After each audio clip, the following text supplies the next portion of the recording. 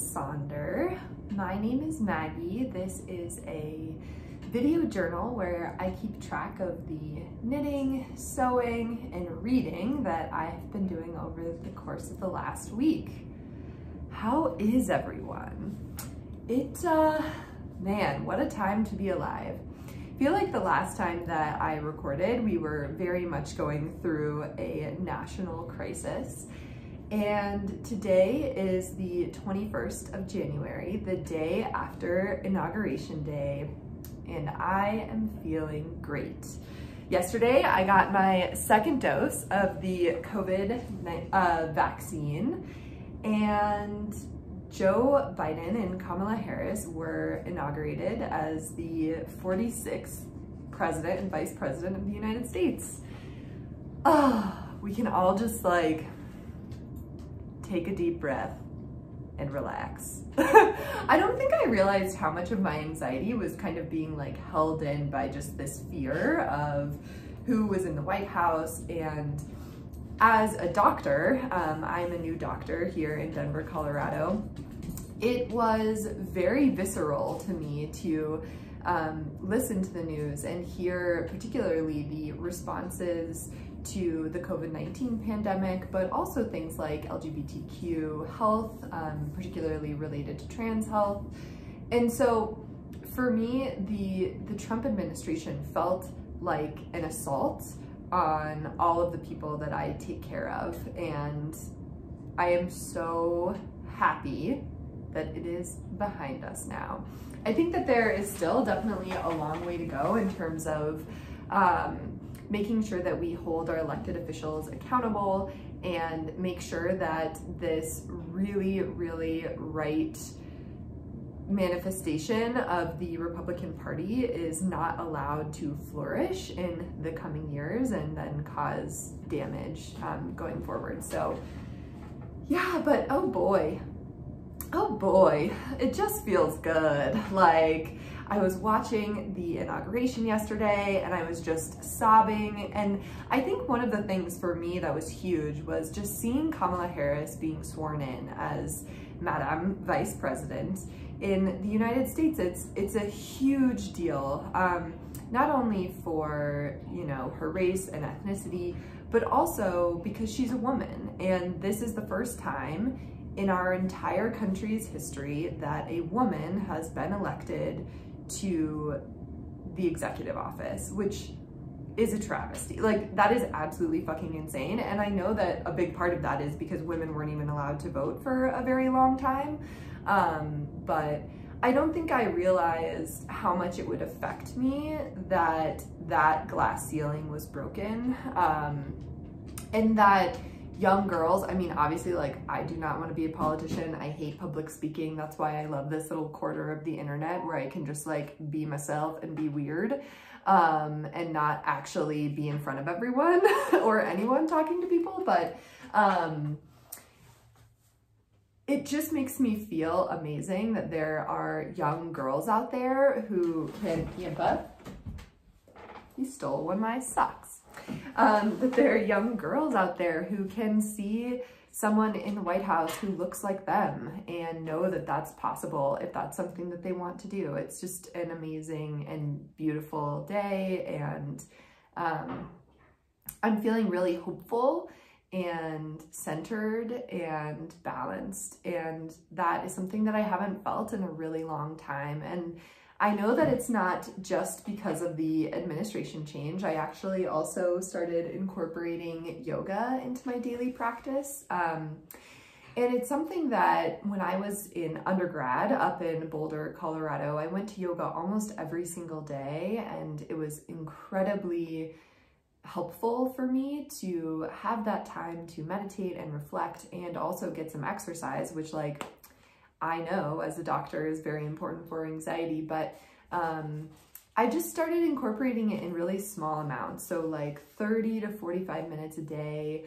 Some days I'm doing more of a vinyasa flow and where I'm actually kind of exercising and breathing.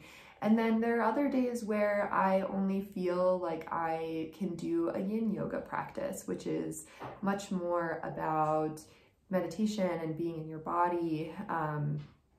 And I think that that has been so, so helpful and something I'm definitely going to try to do going forward. And I will say that, you know, in the times of COVID and also in my financial spot in my life, like I am not paying to go to an expensive studio, which I have done in the past.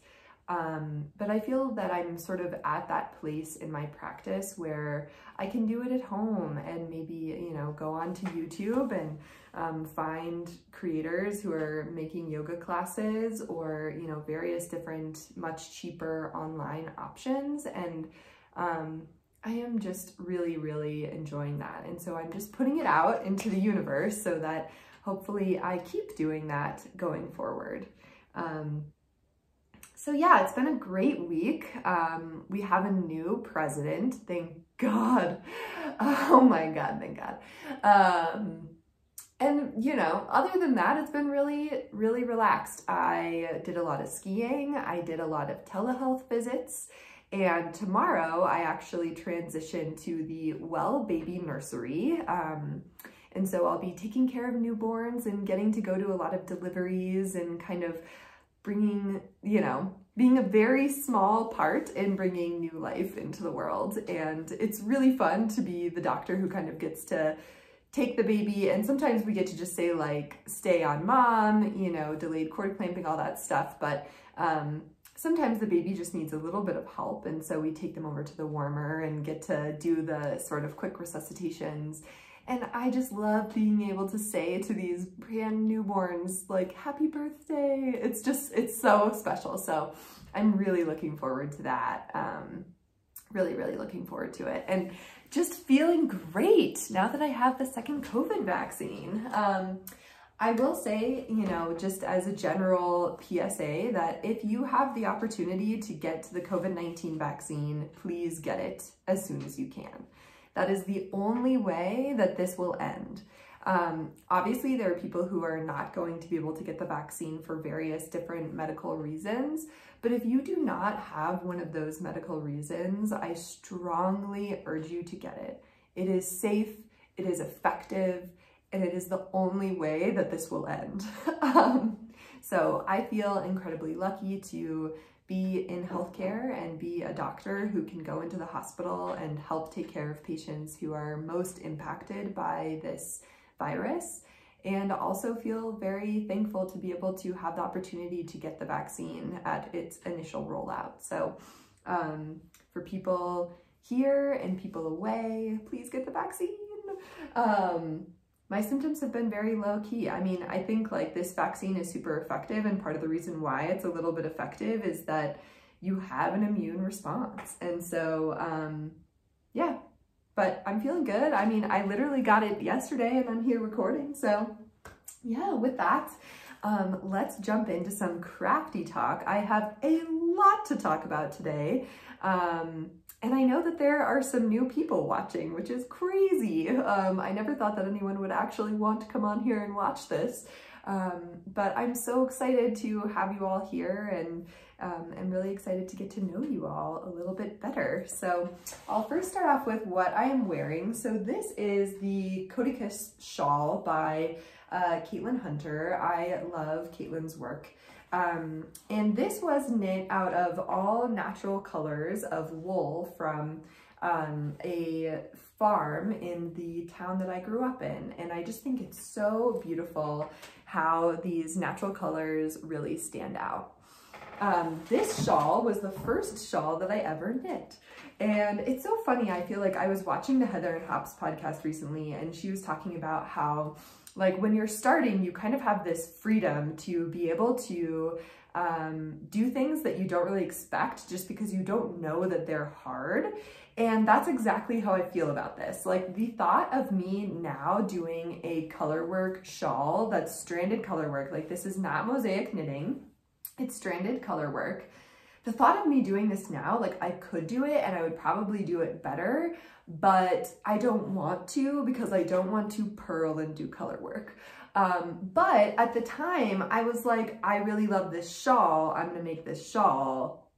And that was kind of the end of my thought process. And I love it. It came out amazing. And so I think that there is something where new knitters kind of feel like they have this barrier, like they need to be a certain skill level in order to do something. But also you can think about it as like, you could do anything. Like knitting is just knits and purls. Like that's all it is. And you can do that. And so don't limit yourself to something that's boring and gonna get you less excited, you know, like do something that you really want. It might be a challenge, but will be a wonderful learning opportunity. The one thing about this shawl that you can probably see very easily is that my attention was a little bit weird. So this was my first color work ever. And at that time, I didn't really know anything about how your tension changes when you do color work versus knitting flat. And so you can see that the top kind of has this floppy bit, and that's just, I think, because the tension was a little bit off. But you know what? I think that that is something that you will never notice unless I show it to you. So here's me showing you my mistakes because, you know, this is how we learn and grow.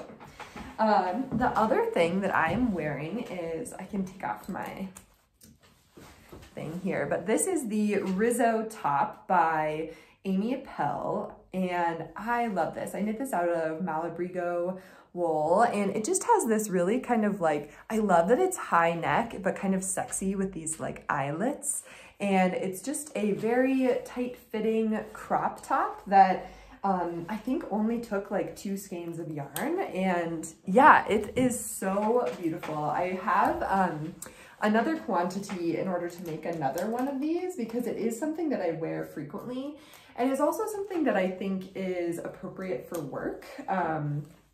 I just completely twisted this. I don't know what's going on. But yeah, so I really want to wear another one. And generally at work, I wear high-waisted pants and almost, well, right now I'm just wearing scrubs, but back when we used to wear clothes to work, I would wear high-waisted pants. And so this is like the perfect little top to go with that. And yeah, I think that it's super, I love that there's just this little moss stitch and the beautiful detail with the yarn overs, and yeah.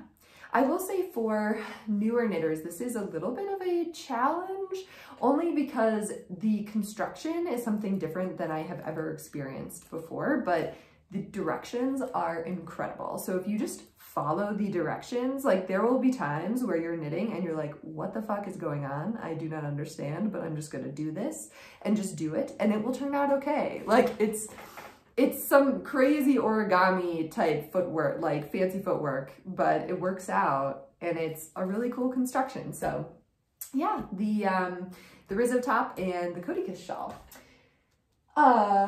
So I have no finished objects today, so I'll just kind of go into the few projects that I have been working on. And the first one is the Nordiska. I got it that time. The Nordiska, which is by Caitlin Hunter. And again, I am knitting this out of 3 different yarns. These 2 are from Fiber for the People in the Harbor and Leather colorway, and then a corresponding mini from the Advent calendar I got in October. And I have bound off the end, so you can see it's flipping up a little bit, but I have bound off the end, finished all of the color work. Let me just show this. And it's a little bit lower contrast. I was saying in my last episode, it's a little bit lower contrast than I initially thought it would be, but I actually really, really love how this has turned out. I think it's so beautiful. And yeah, so what I'm working on now is just knitting away on the sleeve. I, again, am making this a little bit longer than what the pattern calls for.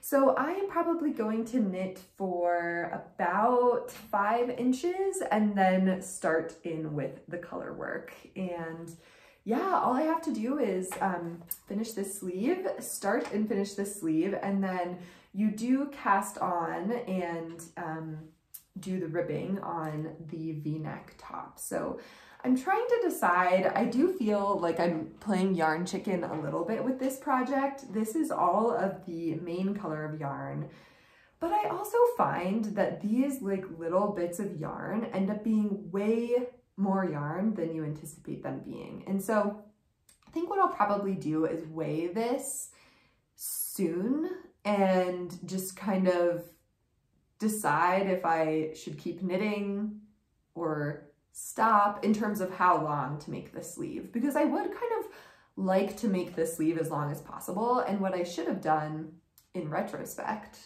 is knit the collar and then weigh this and split it up and then have a sense of how much I needed for each sleeve. I didn't do that. I just went for it. And so yeah, we'll see what happens. You'll be along for the ride and we'll just see what happens. But yeah, this is the KuusiKnits by, oh, no, yeah, Nordiska. This is the KuusiKnits. Nordiska by Caitlin Hunter, and I really love it. I think it will be the perfect length, and yeah, I don't have anything that is this color in my wardrobe right now, so I'm excited to finish it. I do always think, you know, finishing fingering weight sweaters are always kind of a slog, but I'm motivated. I'm motivated and excited. The next thing I will talk about, I do have a half-finished object. I did just bind off my Christmas socks that are, I don't think, too Christmassy, but here it is. Here is my sock. I think it is so fun. I can put it on and show it to you. But this is just a self-drafted pattern that I talked about in my last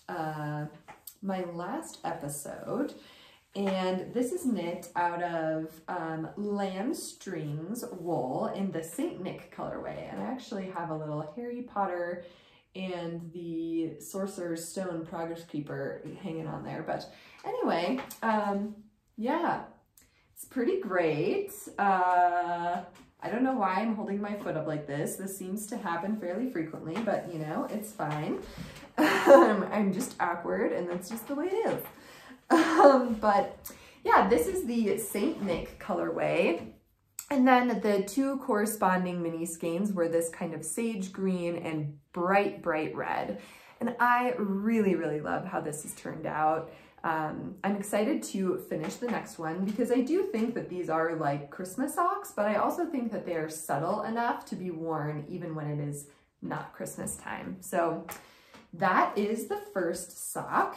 And then the second sock that I have been working on is the Midnight Dancer sock by Sari Nordlund.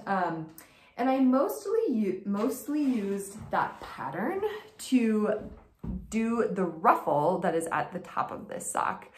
So this is knit in, again, Lambstrings wool. I really, really love her colorways. This is in the October 31st color from the advent calendar that I got for my 30th birthday. And it is gorgeous. So this is the sock. The only thing that I have modified is I did add some stripes of a green color just because I thought it would give it a little bit more intrigue, and I thought it would be a little bit more stark, but it turns out my low contrast color choices are very on key right now. So yeah, it was more low contrast than I anticipated, but I like it nonetheless. And yeah, I did do, so last time I was like somewhere in here, so I did do a heel flap and gusset, and I almost always do a slip stitch heel flap and gusset construction. I just find that that fits my foot better. And then one thing I did differently, so I've talked about this a little bit before, in that the vanilla socks that I make, sometimes I just like throw in some ribbing to have a little bit of intrigue because I'm bored. And so I did that this time for this vanilla sock over the gusset. And just while I was doing the gusset decreases, I did some 2x2 ribbing on the front of the sock. And I think that this will help the sock just stretch over the widest part of my foot a little bit better. So yeah, I'm really enjoying this. Right now, it's just a vanilla sock where I just need to knit to the end, and then I think I'm going to use this colorway as the toe at the end to just give it like a little bit more intrigue, and mostly just so I can use up a little bit of this beautiful color from that advent calendar as well. So yeah. Alrighty. And then the last knitted object that I have to talk about today is the thing that I spent most of my time knitting over the last week. And that is the Kes Cardigan by Meri Tanaka. I'm obsessed. It's so good. It's so good. So last time you all saw this, I had just finished the one side of the front, and I have finished the other side. So this is, actually let me go grab this skein. I'll be right back.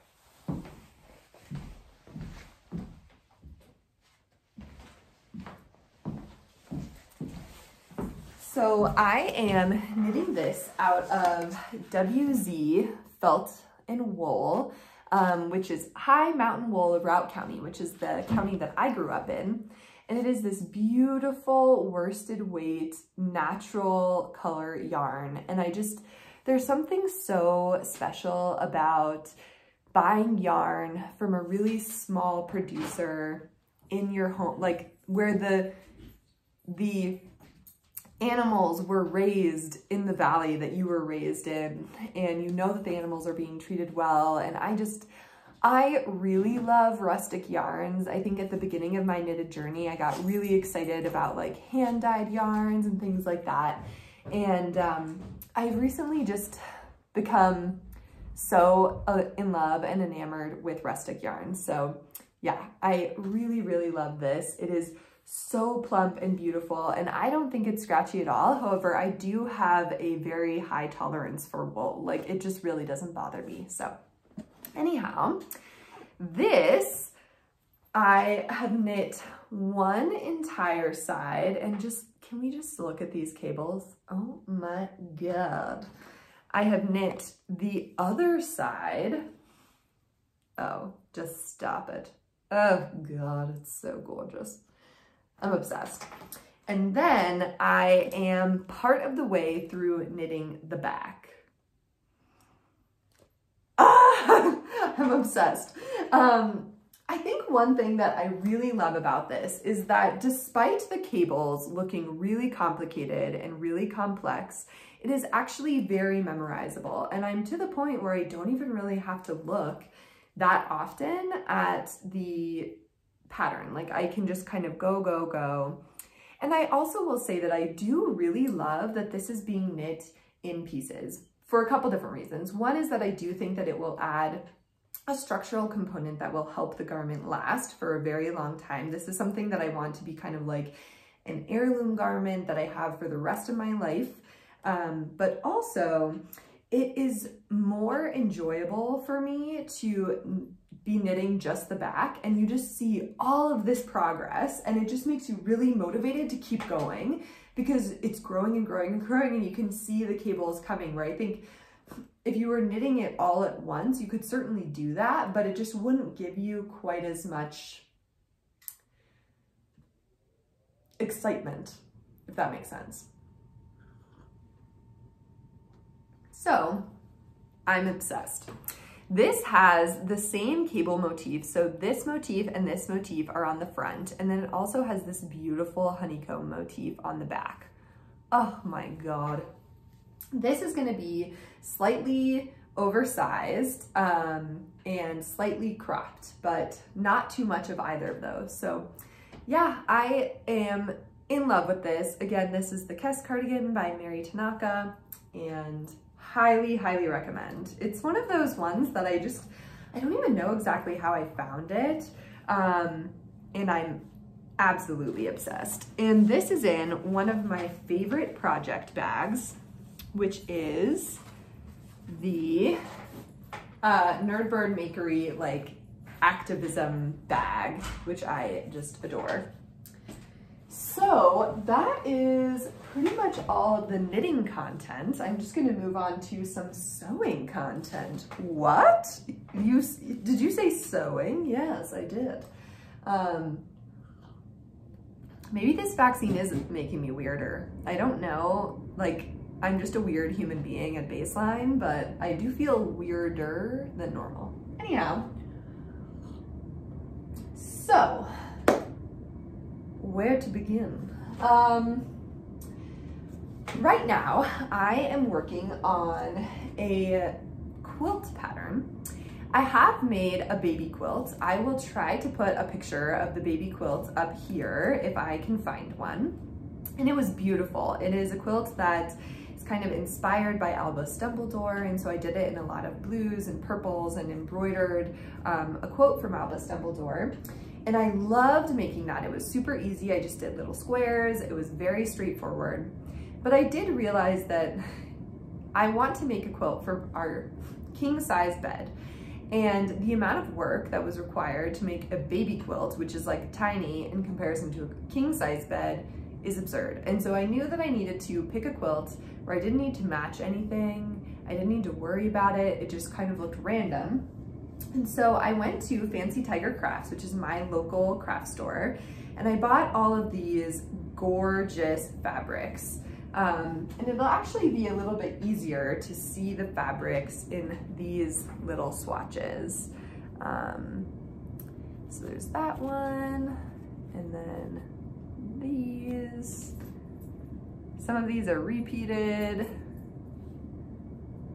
And I am making this gorgeous quilt that kind of just strips all of these together, along with a linen as well. I don't really feel the need to well, I don't know, maybe you want to see it. It's really fun. It's totally random. I'm just kind of going with it.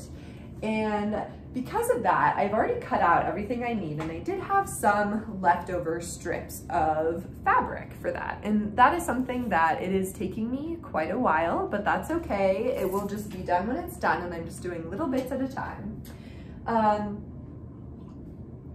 But I did have little extra bits of that fabric. And then, I'll talk about this as well. I am making myself a dress from this book, which is Breaking the Pattern by Named Clothing. This is an amazing book that has a ton of patterns in it. And I am currently working on, give me a second, making this dress, which is, they just call it the shirt dress. And this is what it looks like. So I am planning on making this dress out of this really beautiful floral fabric that also has like snakes and things and butterflies. You can see the snake again here on the back. And it's this really beautiful, like hard meets soft fabric that I'm absolutely adoring. The front panels are flat, and then there's ruching around the sides and the back. So you can see that I have done a lot of work on this dress. Making the collar was actually insane. Like, while it was happening, I was just like, what? So yeah, that was very fun and unexpected. But yeah, so all I have to do for this dress is put in the sleeves, the button bands, and then hem the bottom. Right now, it is quite long. You obviously can't see it, but it's almost a maxi length.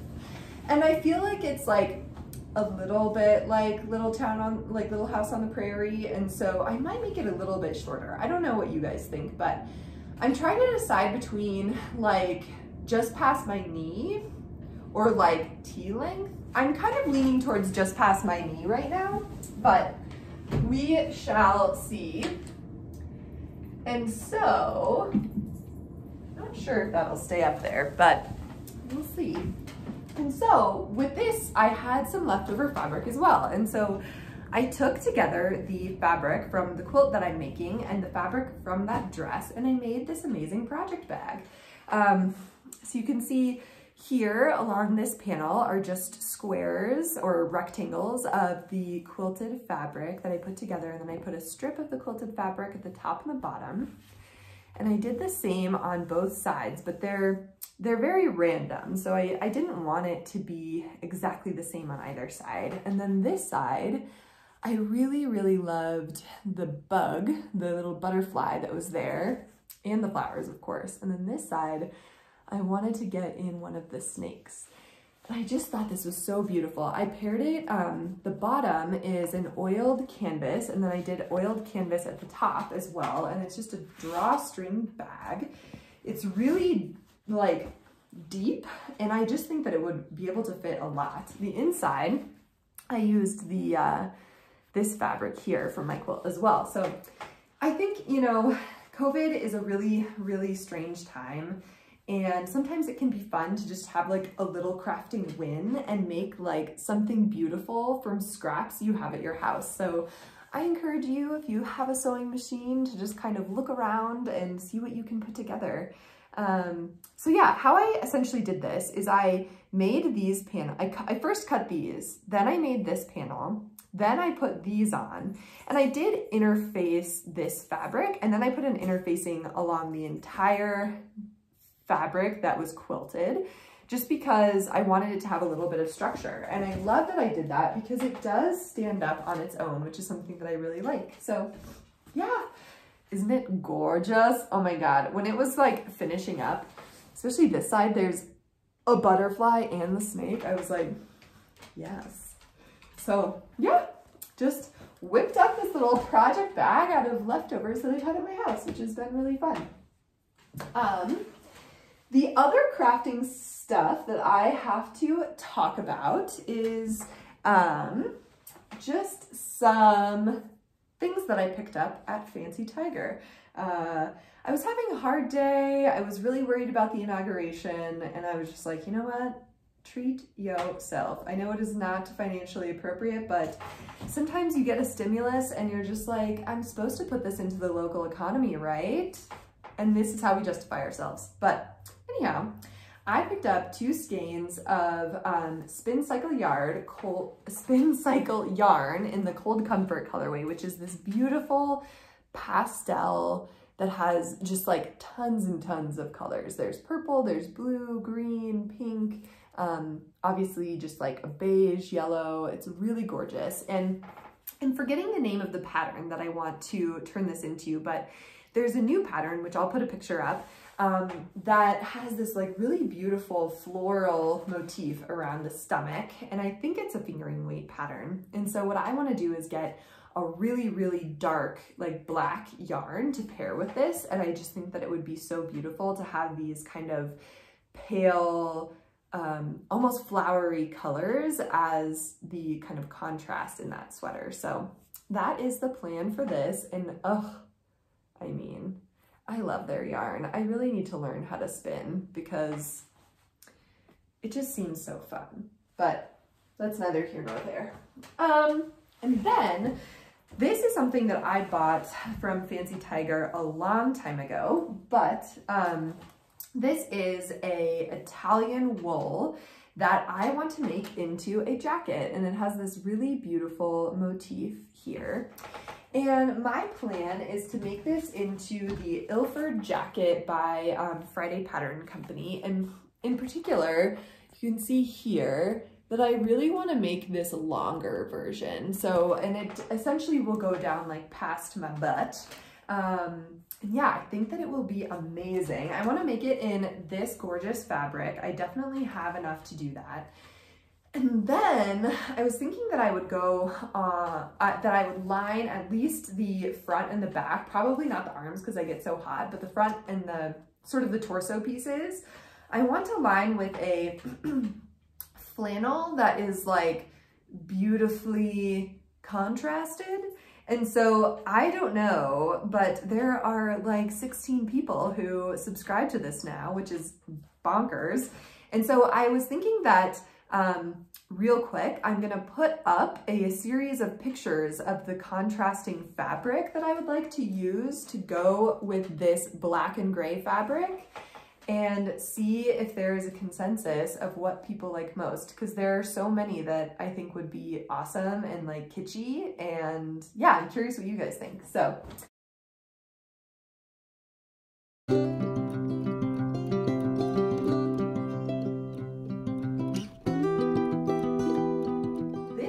I have finished 3 books. What? That's crazy. So the first book that I finished, I was almost finished with at the end of last week, and that is A Good Girl's Guide to Murder by Holly Jackson. This was great. I think I ended up giving this like a 3 out of 5 stars. It's YA, so I think it didn't have like quite as much complexity as I would have liked to see. However, it was so fun, and I highly recommend it to all the murderinos out there, all the people who liked the Serial, like first season of Serial, or any true crime podcasts, because that is what it feels like. It feels like a true crime podcast that has like crazy twists and turns. The audiobook is incredible. It makes it sound as if, you know, so like if she's doing a phone interview, it makes it sound like they're on the phone, and it's a full cast of characters. So it just really feels almost like a movie or a TV show that you're getting to listen to. So I highly recommend that. It was great. It's a good, because it's YA, like it's pretty fucked up, but there's like a good, you know, because it is like a murder mystery. It's quite fucked up, and there's like some triggers for sure that you should look up, but still, nevertheless, just very enjoyable. So yeah, the first thing I listened to was that I got off Libby. And then the next thing I listened to was The Winter People, which I'm forgetting the author right now, but I'll put up obviously a picture of the book. And that was a great horror novel. So I do, you know, I think I've talked before that I go through waves of liking to read many different kinds of books, and in general, I don't like to get drawn into one genre in the way that I feel like a lot of people on YouTube kind of read like just fantasy or just sci-fi or like, you know, just romance. And for me, like, I think one of the most beautiful things about reading is that you get to experience so many different things. And so I like to read a lot of different kinds of books. And this was a horror book. And it was written by a woman, which I think added a level of complexity that I haven't experienced yet in reading horror books. I gave this a 4 out of 5 stars, which is the highest I've ever rated a horror novel. It's very similar to Pet Sematary by Stephen King, if you've ever read that book, but different in a way that makes it much better. There's a beautiful paranormal aspect to it. It's got all the spooky feelings. It takes place in the winter in Vermont and in January. So now if you are like looking to read a horror book, now is like a great time to read it. And yeah, it was fantastic. I really don't want to say too much about it because I do feel like horror novels and mystery novels are something that you should kind of go into knowing that it's going to be excellent, but not knowing a whole lot more than that, except for trigger warnings, of course. And this has lots of trigger warnings because it's horror. You know, I think like in general, horror is a genre that is meant to scare you and make you feel something, and this will. But I will say something that's very near and dear to my heart is huge trigger warnings for death of a child and miscarriage and things like that. So if that is at all in any way something that you would not be able to handle, I really recommend skipping this book. If that is something that you think that you can take on, it is a wonderfully spooky paranormal novel that I adored, and that pretty much all of the main characters are women, which is also something that I feel like you don't get to see very often in horror. So yeah, that was fantastic. The Winter People, so good.